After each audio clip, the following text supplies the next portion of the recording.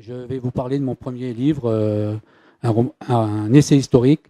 Donc, je ne suis pas universitaire, je ne suis simplement un passionné d'histoire et d'énigmes historiques et d'énigmes de chasse au trésor, voilà, comme tout le monde peut l'être ici devant moi. Voilà. Donc, j'ai commencé cette histoire. C'est l'histoire d'un testament qui avait été découvert en 1925 de 4 pages dans un petit missel qui a été découvert par un jeune messin. Et quand il a ouvert ce bouquin, il s'est cassé et il y a eu un testament qui est tombé de l'épaisseur du livre. Et c'était 2 pages recto verso, dont la dernière était écrite en lettres de sang. Il y avait beaucoup de croquis et ça a été très très dur pour eux à décrypter, puisque beaucoup de lettres manquaient et une partie du testament était codée à la manière des codes de Condé. Moi, j'ai passé des mois et des années à essayer de retrouver tous les codes de la famille de Condé utilisés pour crypter des messages. Et j'ai réussi à trouver et qui m'ont permis à comprendre mieux le décryptage de ce document dont les pages qui étaient inscrites, les numéros qui étaient inscrits dans le document ne correspondaient pas à une page du missel, mais à des codes qui voulaient dire quelque chose. Et cela m'a permis de comprendre qu'il n'y avait pas qu'un trésor, il y avait 3 trésors dans ce fabuleux testament, et il a reproduit ces 3 emplacements de trésors à la dernière page avec son lettre de sang, un bout de bois, et il utilisait son sang pour finaliser son testament, qu'il a finalisé dans la prison de Vincennes en 1804. Il a été pendu le 21 avril. Voilà. Donc moi je me présente quand même, je m'appelle Albert Fagioli, je suis né en 1963, je pratique la radiesthésie, la recherche aux baguettes, aux doseurs, en L, comme vous pouvez voir après là, depuis 1995.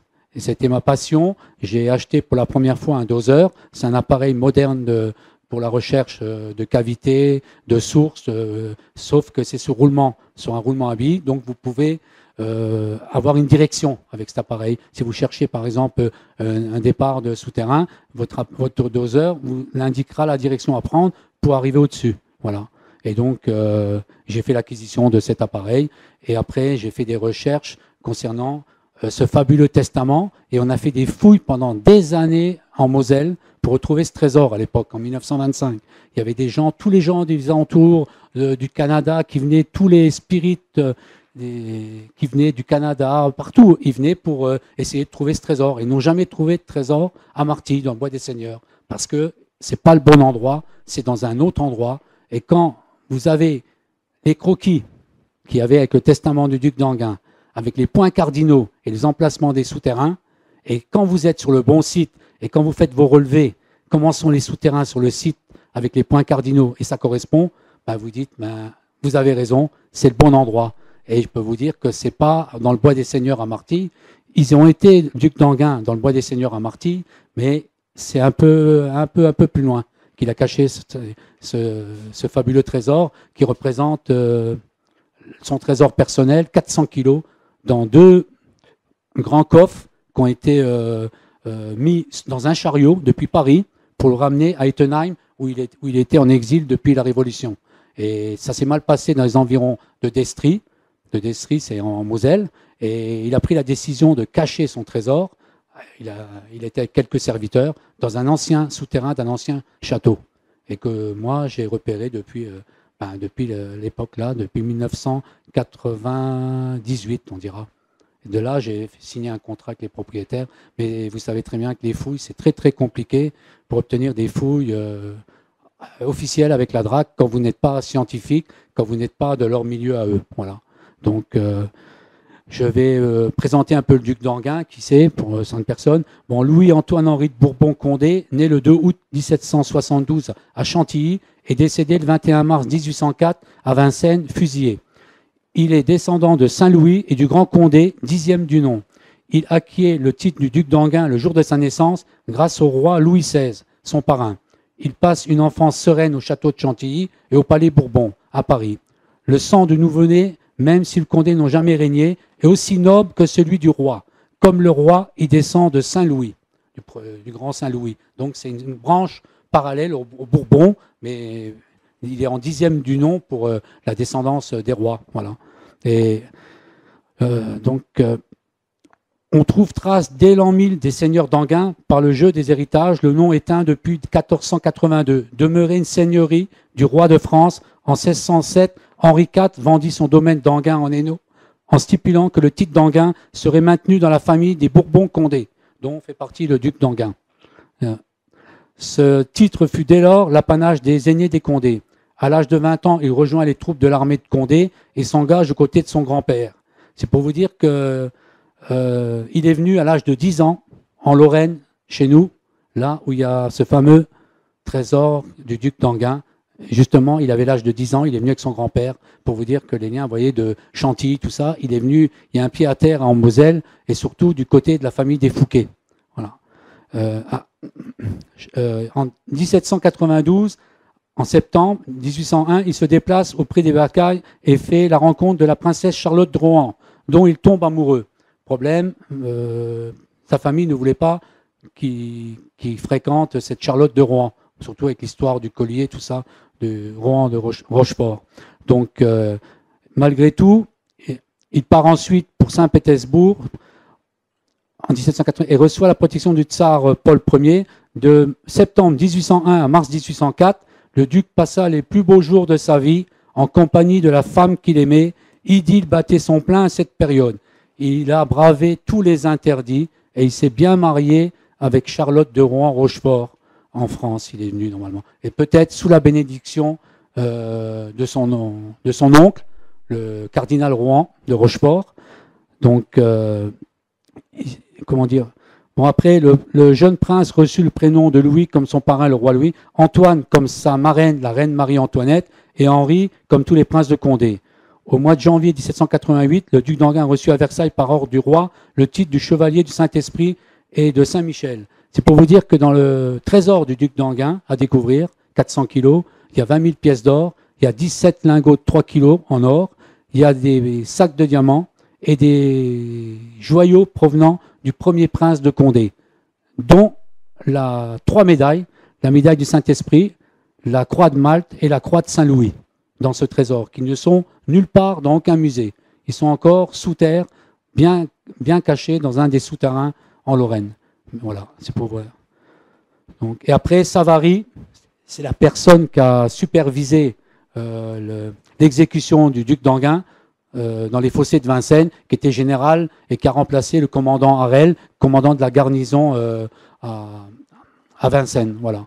Et voilà, donc lui, il s'appelait Anne-Jean-Marie René, duc de Rovigo, né le 27 avril 1774 en Ardennes, décédé à Paris en 1833, aide de camp de Napoléon Bonaparte, puis commandant des gendarmes d'élite de la garde impériale et police secrète. Il fut nommé pour superviser le procès du duc d'Anguin à Vincennes sur ordre de Napoléon. Il fallait un exemple. Ils avaient peur... suite à la Révolution, ils avaient peur d'une contre-révolution et ils avaient reçu l'ordre d'arrêter le duc d'Anguin qui se trouvait paisiblement en Allemagne, en terrain neutre, et c'est ce qu'ils ont fait. Donc ils ont été là-bas avec plusieurs soldats et ils l'ont récupéré en 1804 et pour le ramener directement à Strasbourg. Et de là, il fallait l'emmener directement après à Paris pour l'exécuter, pour qu'il soit exécuté, pour faire...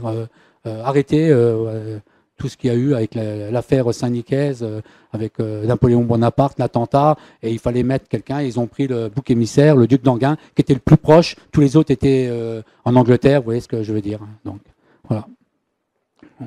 Donc moi, je vais vous expliquer un peu voilà, comment tout a démarré. J'ai fait l'acquisition de cet appareil en 1995, et j'ai recherché après, par rapport à des plans, où pouvait se trouver ce trésor. Et d'après moi, j'ai élargi beaucoup par rapport à l'emplacement de Marty, dans le Bois des Seigneurs, et je suis tombé sur un lieu.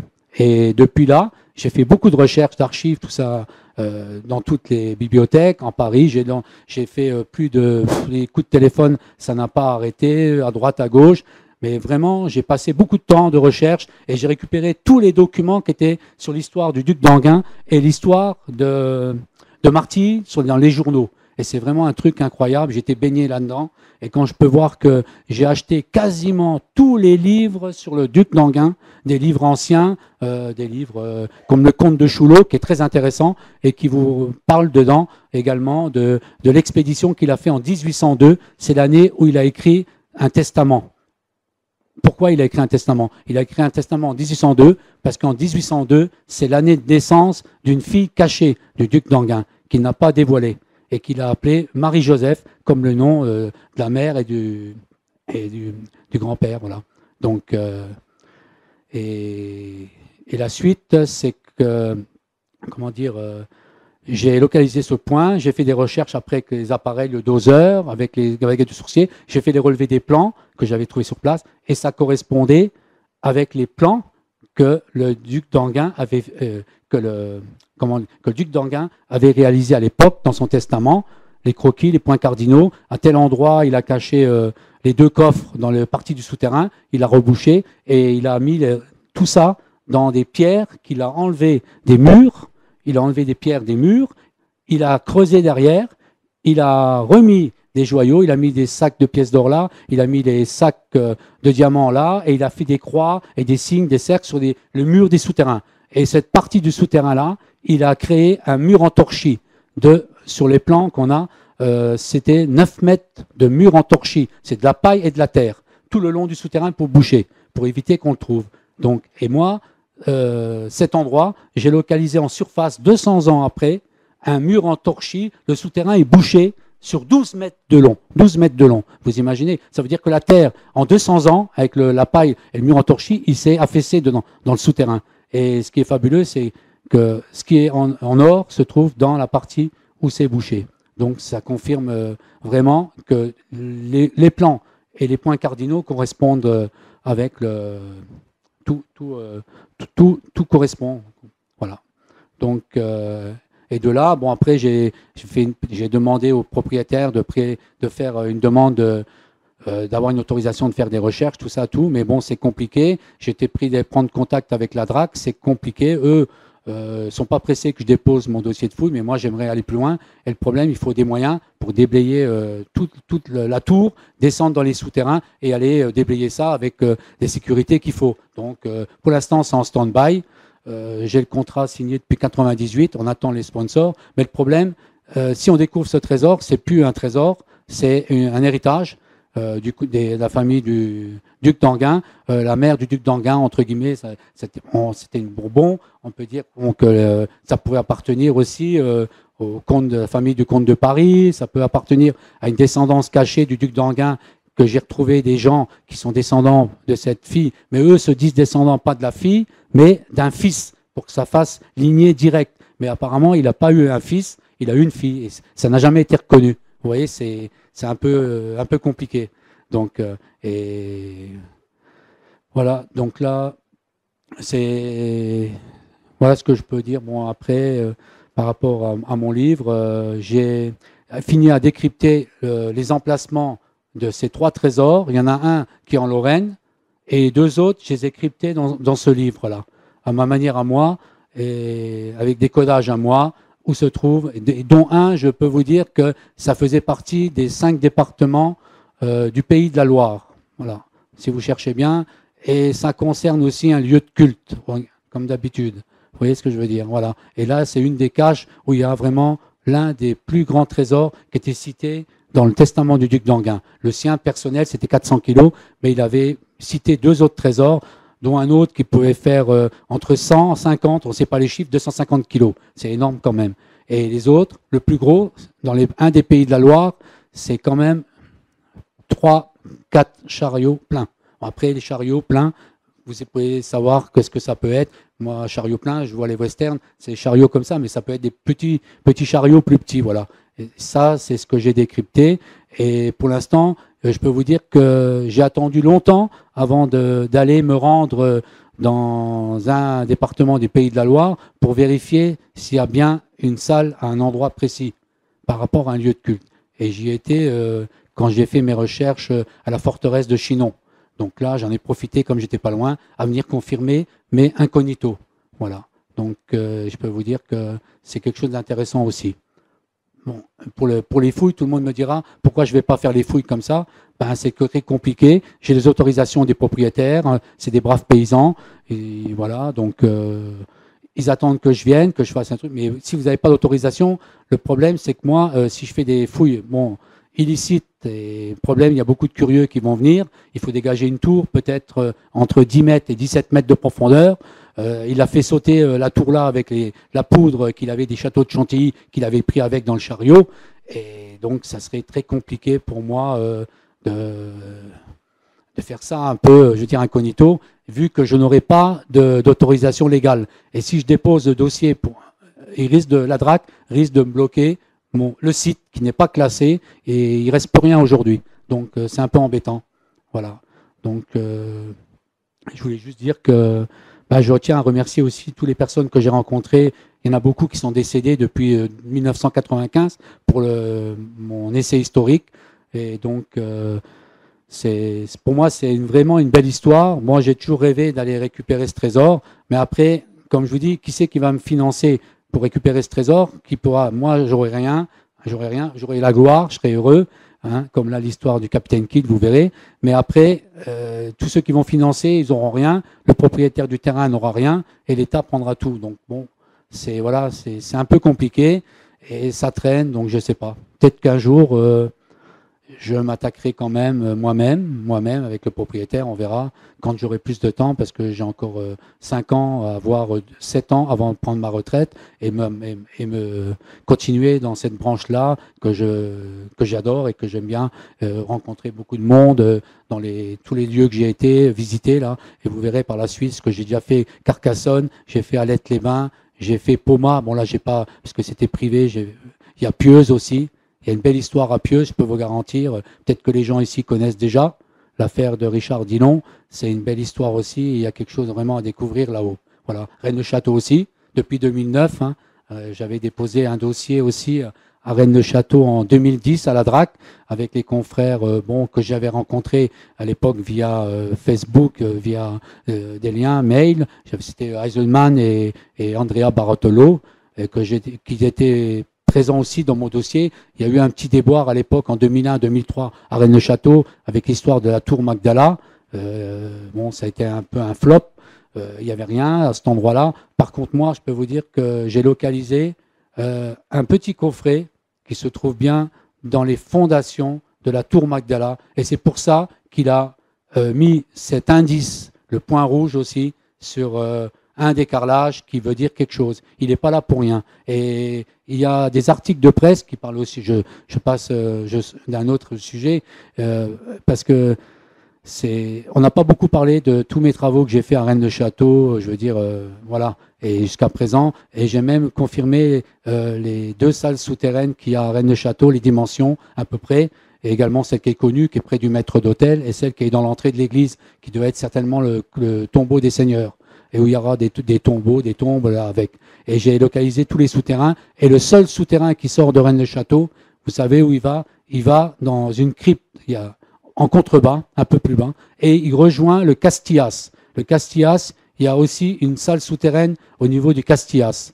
Voilà, donc ça, les gens connaissent, Castillas, ça voulait dire ancien château. Il y en a qui disent qu'il y avait un château aussi au Castillas, qui était la base un peu plus basse.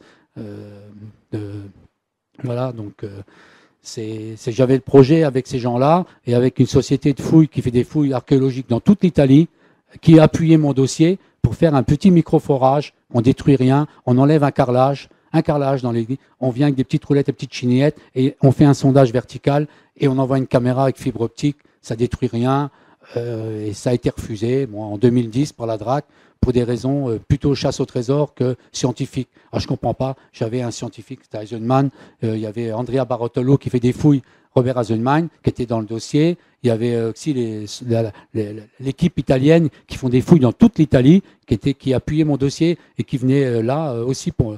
Donc ça a été refusé.